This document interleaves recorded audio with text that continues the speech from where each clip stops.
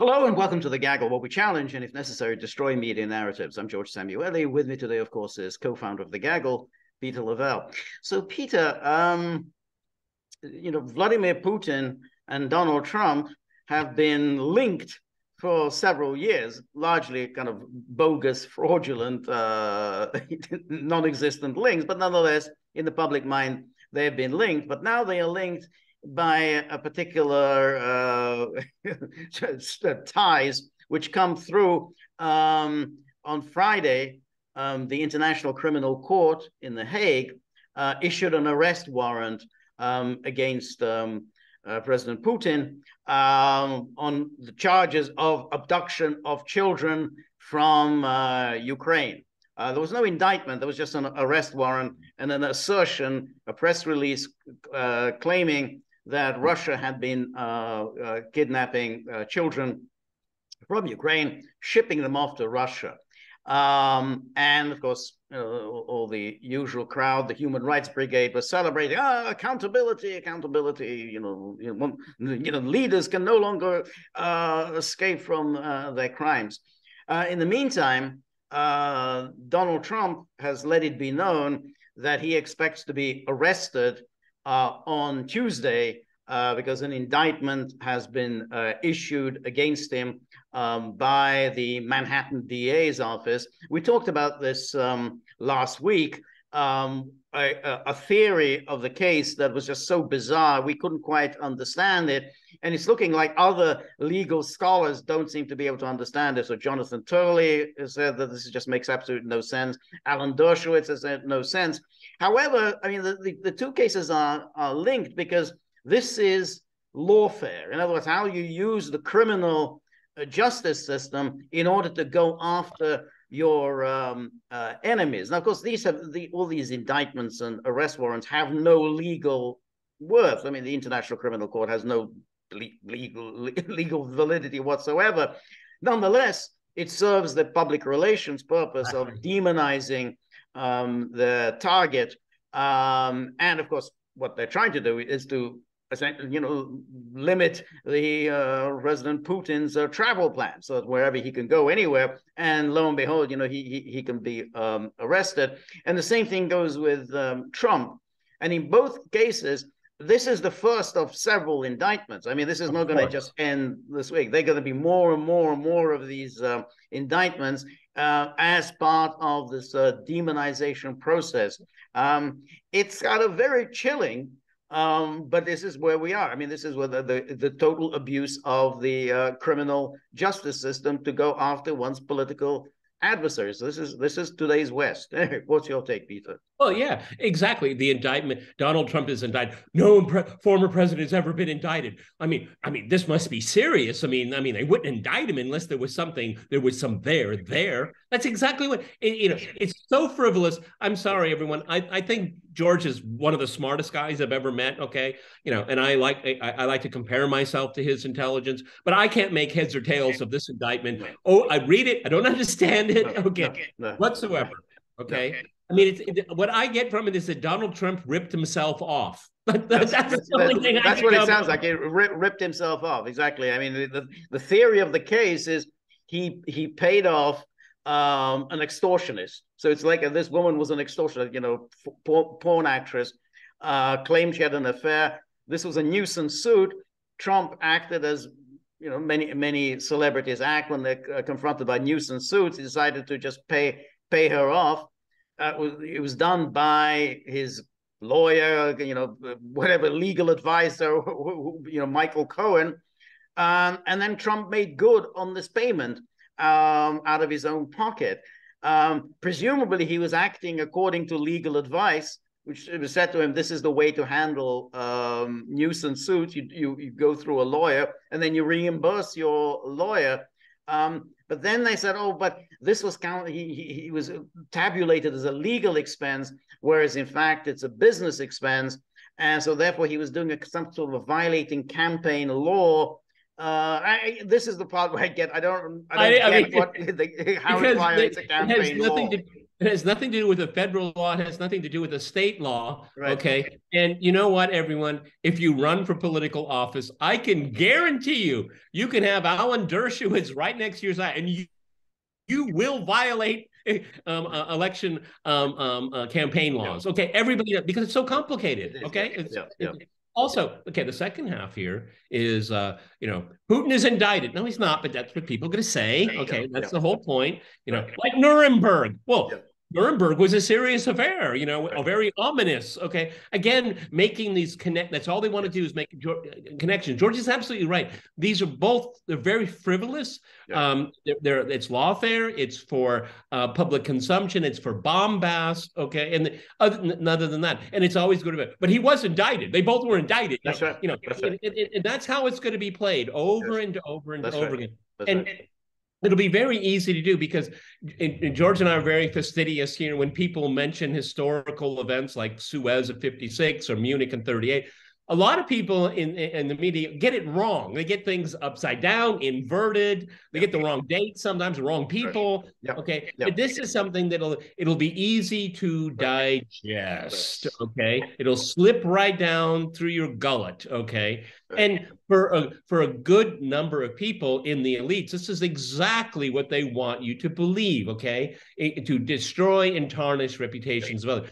That has nothing to do with what happened in the 2020 election, George. Okay. And why did this conflict start in Ukraine? Okay. Right. It's all a huge deflection, and it's all intentional. Yes, exactly right. And of course, and as you've spoken also in the past about what was really happening with these children. And of course, the theory of the case makes no sense. Why would Russians go around kidnapping children? I mean, what do they gain by this? I mean, it makes absolutely no sense. These were children orphaned because the Ukrainians had murdered their parents through all the shelling, and which they're still doing, shelling civilian areas on a regular basis. They were taken to Russia because so many Russians were happy to adopt these orphans. Why would they kidnap children from their parents and take them to Russia? I mean, that's not what Russia will do. No one does that. I mean, there's steal children. I mean, what is the point of that? Also, I mean, again, kidnap. How is it kidnapping? Okay, right. I don't know. Thank God, neither one of us were orphans, but I think it's fair to assume that if you're put in a house with a lot of children with, you lost your parents, you would like to have a safe, comfortable, warm, loving home. And this is what they have been provided with. I know that for a fact. I can't go into details because of litigation and all that, but adopting these children is not easy. There's a long line.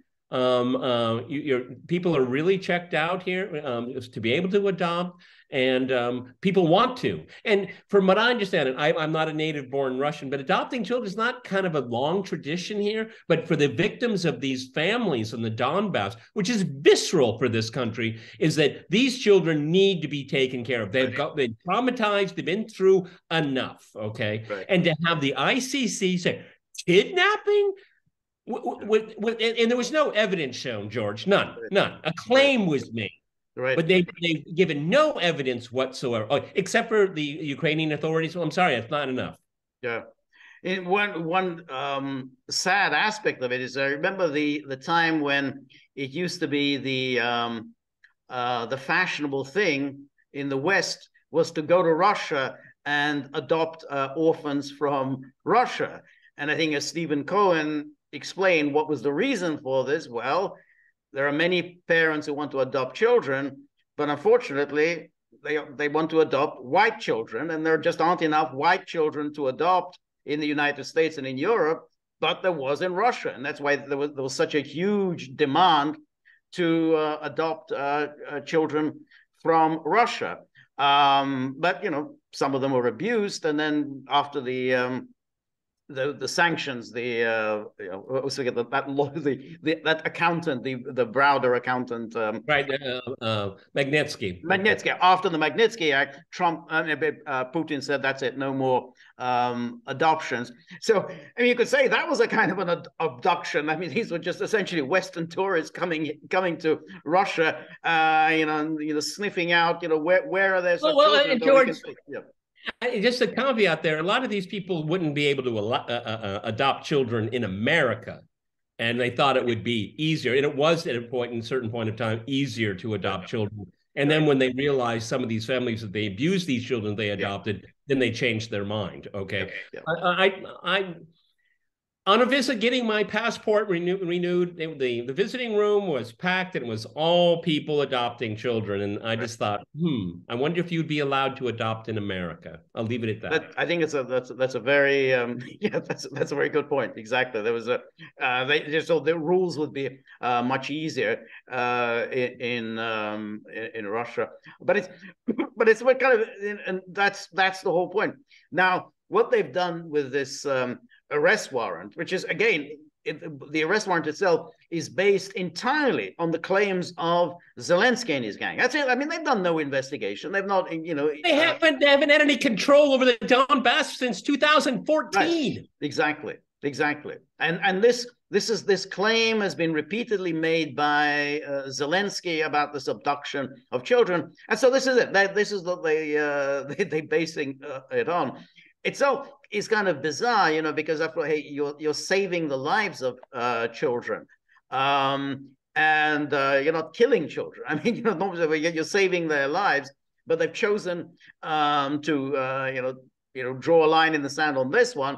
But as I said, I think they're going to have others. I think there's going to be more and more of these indictments, and I think they're going to pretty much include the entirety of Russia's ruling elite. I mean, I'm sure Lavrov will be indicted at some point, Zakharova. They're going to start running out of people, much like the sanctions. You start running out of more sanctions to impose.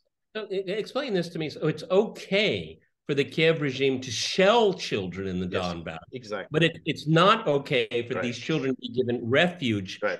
The Donbass is part of Russia now. Yes. So, to be into the interior. So it's okay to shell them. It's okay to kill them. But and I would like to add, a number of Ukrainians over the last 8 years have said, well, if you're Russian, why don't you leave Donbass and go to Russia? Well, at least these children are. Right. Okay. Right. You can't have it both ways at the same time. Okay. Right. And of course, George is right. This is a cudgel. Okay. Children. No, they don't care about the children being smuggled in the southern border and abused and put into child sex rings. Okay. Exactly. No, they don't care about that. They care about children where nobody in the West has any concrete on the ground verifiable information. Right. Okay. Right. And it's no secret in Russia that these children are being adopted. It's in the media all the time. Right. Exactly right. So they're being adopted, and the smuggling going on in the United States, smuggling going on in Europe, where people are paying huge sums of money to these human traffickers. And remember, these human traffickers, they need to be paid. You can either pay them up front. If you can't pay them up front, then you're put to work. And what does that mean, being put to work? You're being put to work as a sex slave. That's how you pay off these traffickers. It's an absolutely horrific, disgusting story. But again, Ursula von der Leyen, she doesn't seem much interested in that. She's very worried about the children in the Donbass. So what are you supposed to do? You're supposed to leave these children to the tender mercies of the Ukrainian authorities, the very same Ukrainian authorities have been shelling civilians for now 9 years, who have imposed sanctions against the Donbass for 9 years. You just leave them there. Oh, they'll look after these children. Oh yeah, I'm sure they will. So none of that has made any sense at all. But of course, the point is that you have this now. The way the media are going to describe it is that Putin an indicted war criminal, or Putin, who is wanted for on war criminal charge. That's it. That's always going to be much like Hermann Goering was indicted in Nuremberg. That's right. Right. That's it. That's how you do it. And I think it's very important that people focus and realize the ICC is a fraudulent, bogus, idiotic organization. Don't start buying into the idea that this is somehow some legal validity or judicial authority. Oh, it'll be okay, if they indict George W. Bush. I'm for Putin. I'm waiting for the day. But I want Bush. Waiting for the day. Waiting for the day. Yeah. That's it. Yeah. When is Tony Blair going to be arrested? It is not going to be arrested. The ICC was created by the United States. I mean, people just think, oh, the United States doesn't accept the ICC jurisdiction. Yeah, that's true. But the United States created the ICC. So it was baked in that it creates this organization, but it won't accept its judicial authority. And why did it want to create this? Precisely to target the adversaries of the United States. And it was created for the sole purpose of the destruction of Yugoslavia. Yes. Yeah. Okay. It's just a template. Okay. So, you have the same template and you change the country. Okay? Right. That's it. That was it. Now, and unfortunately, many African countries naively bought into the idea, well, there's going to be a government accountability and, end of impunity. So they signed on to it. And of course, what did they get by signing on to it? Well, all kinds of Africans were indicted. And so almost... I wouldn't be surprised, George, that these African countries signed on because they thought the imperialists, they will finally be brought to justice. No. The imperialists are going after you again. Exactly. It's a new colonialism. I mean, again, you thought they should have known that that's what it is. Of course, it's the new colonialism. I mean, yeah, it's the same, like, the white man's burden, the missionary, we're here to save you. And so, yeah. So now here's this criminal tribunal, and you are the defendants, and we are the judges, and we are the prosecutors, and we are also your defense counsel, by the way. So you're entirely dependent on us. And if it goes on long enough, the prosecutors can buy a second house in the Hamptons. That's right. That's right. And so don't underestimate the oh yeah, no, there's a absolutely. That's very important. They make a lot of money, and it's also very, very good for their careers. If you're a lawyer, and you've done a few years at the ICC, that's very big on your resume, and then you go back and, you get a partnership. That Smith guy that was... That's what I was going to say. The Smith guy, who is the special counsel looking into Trump's crimes about mishandling classified information, had done a stint at the ICC. So that's something nice to put on your resume. He's an American, right? He's an American, exactly. Yeah, so again, America doesn't recognize the jurisdiction of the ICC. Right. Remember that, everyone. Exactly. It doesn't recognize it, but it actively cooperates with it. It's actively working with it. It always has. And remember again with Gaddafi, when they were bombing Libya, and then lo and behold, the ICC issued, Ocampo, whatever the prosecutor's name was, issued, oh, that's it, we're indicting Gaddafi. You haven't done any investigation, or not, that's it, we know Gaddafi committed war crimes. And then, and that's the way you do this. And it's a wonderful shot in the arm for the humanitarian brigade, the propaganda says, oh, look, this is the man we're up against, Gaddafi. He has now been indicted by the International Criminal Court. Whoa, he must be a really bad guy. Yeah, so he prosecuted war criminals, but the fact is, it was a prosecution by a bogus court, a kangaroo court. Yes. Okay, right. George is absolutely right. Even the lawyers for the defendants are paid for by the ICC. Yeah. That's a very convenient arrangement, isn't it? That's right.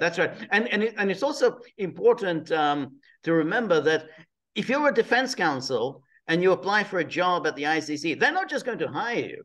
They want a defense counsel who will play ball with them. That's it. So you can forget that, the idea that, well, we need some, the idea that some street tough guy from Brooklyn, I want to be a defense counsel, the kind of guy who's making trouble for judges. He's not going to get a job at the ICC. They want, defense counsel who will play ball with them, who go through the motions of defending the defendants, and then gracefully lose and bow out. That's what they want. I remember when the Serbs were put on trial, it'd be like 11:30 in the morning. Well, we're going to recess until next Friday. Everybody have a nice brunch. Okay? That's it. It just went on and on. Oh, and yeah, on absolutely. and on. Yeah.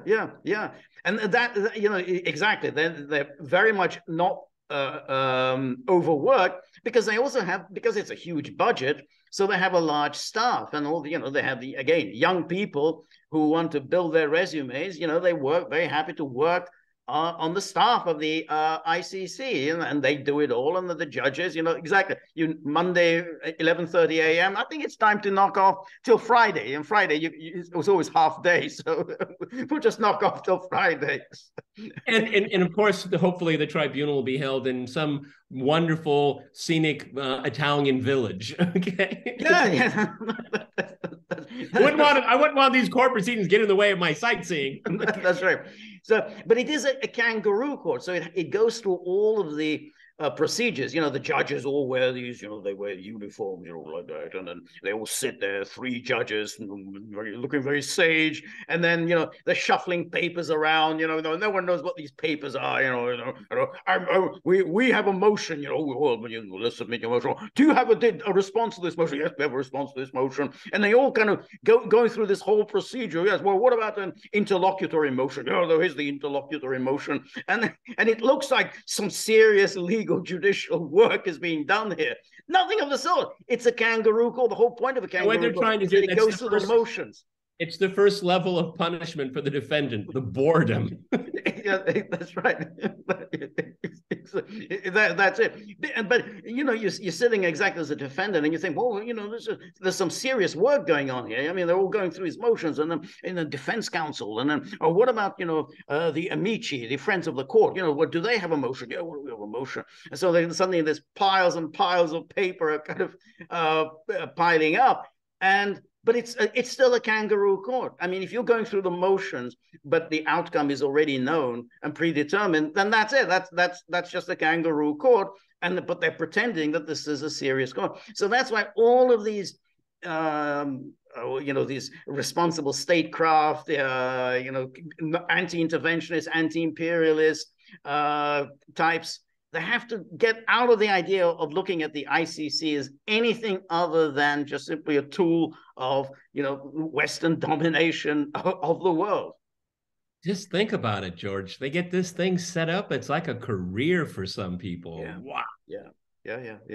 Just saying, we could drag this could be 7, 8 years. I don't know. Maybe right. more, 10. Oh yeah. And they can always add more defendants, more and more defendants. Yeah, that's right. That's right. And they had it. So most of the defendants up until now have been Africans. They were from all over Africa, and then they had Libyans, and it was very nice because obviously you can't go after anyone in NATO, and incidentally, we must not forget the ICC. Because of all these do-gooder type, they badgered the ICC. Well, what about looking into Iraq? Investigate Iraq. The American crimes in Iraq. So the ICC, they went into investigation years and years. They investigate, and they find no war crimes here. No, don't see it. Sorry, I don't see it. We were thorough. No, we were thorough. We went through it, and we went through all the charges, and we didn't find any war crimes. And indicting the Russians, is that those torture films of Russian soldiers being tortured by Ukrainians that were ubiquitous in the internet. Couldn't verify them, George. No, couldn't verify exactly. Couldn't. Yeah. Not one. That's right. That's right. It is kind of amazing, isn't it? The Ukrainians have been shelling civilians for years. I mean, everything they're doing now is they're just shelling civilians. I mean, explicitly, they're not doing anything other than trying to kill as many civilians as possible. But apparently the ICC just come. There's nothing here. I'm sorry. We can't find anything. But please do. You're welcome to come up with evidence. We'll examine any evidence that you may have. But it's presumably such a court has contact with Ukraine because Ukraine is given a special dispensation. But the same authorities have not had jurisdiction in the Donbass for 9 years, but they know what's going on the ground. Right. That's remarkable, Yes, yes. It is remarkable because in other words, there's no way that they could have conducted any kind of investigation. They're entirely reliant upon the one side, all this information on one side. Well, that's not really what forensic investigation is supposed to be about. I mean, your forensic investigation is supposed to be about, disinterested examination of evidence. You don't just simply, hear from one side and say, okay, well, I'm convinced a crime was committed here. Well, hearsay has a very high bar in our court. Exactly, hearsay. That's right. I mean, all of these things. I mean, you've got these ICC. Hearsay is allowed, which is a quite ridiculous thing, because I mean that gives defendants no chance at all because they're not able to challenge. I mean, if it's something that's happened in a situation where the defense has no means of verifying it, then I mean, I didn't hear it. Okay, too bad you didn't hear it. I heard it though. Yes.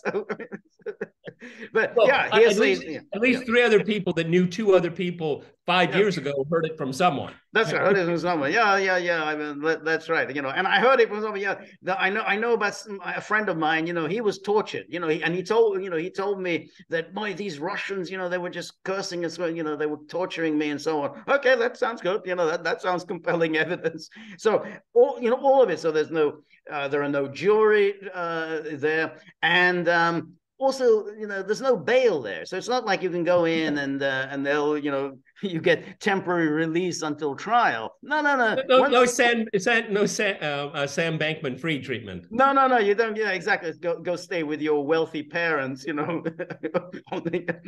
their estate. No. Once they have you there, you are locked up. You're like the January 6th. This is a serious question. What is the acquittal rate? Just what? The acquittal rate. Oh, the acquittal rate, I think, is negligible, and I don't think anyone's been acquitted. I mean, you can get certain charges maybe thrown out, but nobody just simply walks. Okay, I'm free. The ICTY was a classic because, of course, the Serbs were always found guilty, and often what happened is that let's say in the case of Radovan Karadzic.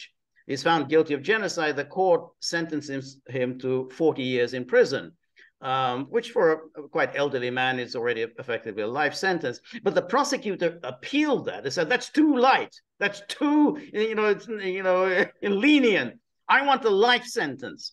And the judges are, and then exactly, no, you're absolutely right. The appellate court ruled 40 years was too light. He is sentenced to life. So oh my God, come on. They don't see the how satirically stupid this is. No. They take themselves very seriously. They take themselves, and they practice what's known as victims' justice. But of course, victims' justice, is simply a political ploy, because who are the victims? Well, the victims are politically engaged actors. So it's like, in this case, the Ukrainians will be, well, we're the victims. So you must, we want justice, and we define what justice is. So in the case of Yugoslavia, the victims, like Bosnian Muslims, and we're the victims. So we want you to do what we want you to do. So we want you to find these people guilty and sentence them to life. I mean, they prefer if they could sentence them to death, but since Europe is banned the death penalty, so the best you can do is life. But that's it. So what they call victims' justice is just the continuation of war by other means. It's nothing to do with justice. It's just let's continue the war against the Serbs. Yeah. It's just another front that's been opened. But these. I'm sure I can answer my own question, but I'm going to ask George anyway in wrapping this up here. charges are never withdrawn, are they? No, no, no. Okay. See, no, that's it. Okay. So this is another sphere that we've gone into. Okay. Right. And the West does it at its own peril. Okay. Right. Because, you know, well, years and years and years after the conflict comes to an end in Ukraine, and it will, are they going to rescind these things? No. No. Okay. No. So it's a huge, the chasm gets deeper and wider and wider. And, you know, it comes from one side. One side right. initiates this and pushes it, you know, pushes the envelope. And without any regard for the consequences of it. Yeah, absolutely. That's exactly right. And of course, such actions make any kind of peace agreement almost impossible, because of course, you know, well, what's your incentive to come to any kind of agreement? I mean, because you still got this thing hanging over you. I mean, you still got all these indictments, and you know that one side is going to continue to push for this. You know, they're going to, because we know that, all right, Putin can, you know, say he travel to countries. Okay, well, let's say he can still travel to countries, even though which countries that have signed the Rome Statute and so on. All right, even if they'll say, okay, we won't arrest Putin. You know, he can visit our country, we won't arrest him. But you know, there'll be Americans there who are going to try and make citizens arrests. You know, they're going to do this. They're going to be doing everywhere. No, George, it's just rendition. Okay, I don't even think they'll even go through the formalities. Okay, I mean, it'll be a SWAT team and everything else. Okay, exactly. And then we'll tie up loose ends later. Okay, That's right. You're absolutely right. Exactly. It would be a rendition. They would just abduct him, and then, you know, somebody will complain, hey, you violated our sovereignty, and, you know, what are you going to do about it? So that's it. So we blow up pipelines. You think we care about sovereignty? Right. No, yeah, exactly. And that's of course what they did with in the case of Milosevic, because you know, there Yugoslavia's constitutional court had said that you can't extradite Milosevic to The Hague without going through proper legal procedures. So what happened? Well, they just simply seized Milosevic and just bundled him off to The Hague. That's actually the constitutional court having ruled, said you can't extradite, you have to go through a legal process. Well, we don't go through any goddamn legal process. We're just going to take him to The Hague. So the same thing they're going to try and pull in the case of Putin. And any other Russian. I mean, I think it's going to be, every Russian is now going to be in serious danger of being abducted and shipped up to The Hague. Okay. And they will talk about, we need negotiations. Oh, really? Okay. I mean, they're pushing that further. That's why I've maintained my position that there will be no negotiations. Yeah. It will be unilaterally decided by the Russian side, and we'll have to live with the consequences, because there wasn't an interlocutor. And the interlocutor that potentially could be out there is behaving in the most callous, dangerous, mindless fashion. Right. Based on no evidence. That's right. Based on no evidence, and they do not want any kind of negotiations. They don't want any kind of a peace agreement. Their only interest is, how do we keep this war going for that much longer? And I mean, we had that guy, the national Kirby, the National Security Council spokesman, when he was asked, well, what do you think of the Chinese peace proposal? No, I don't like it, because they're calling for immediate ceasefire. We don't want an immediate ceasefire because that's going to reward Russia. So, and violates the UN Charter. So we're just going to keep the war going. But at the same time, on the other side of his mouth, it's all up to Ukraine. It's all, nothing about Ukraine without Ukraine. That's right, yes. Which Kirby are we talking to? I know, the good Kirby, the bad Kirby, that's right. the odd day, even day Kirby. Right. Yeah. No, that's exactly right. And it's funny though, the Western media never even point out this obvious contradiction. The United States has already said that the Chinese peace plan is a non-starter. But didn't you say that everything was up to Ukraine? Nothing. That it's Ukraine who's making the decision. We're just doing what Zelensky wants us to do. But apparently we make the decision. It's a non-starter.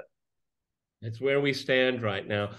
George and I keep an eye on the ICC. George has there are very few people in the world that know the ICCY as well as George does. So I think we'll get a tutorial here on the parallels and how it's being a bad history is being repeated here. So, absolutely. All right, everybody, this is Peter and George. We're the Gaggle. We're on Local, so please go to thegaggle.locals.com. Visit our store. Sunday, well, it's closer and closer to Tuesday. It's closer and closer. And Tuesday, 3 p.m.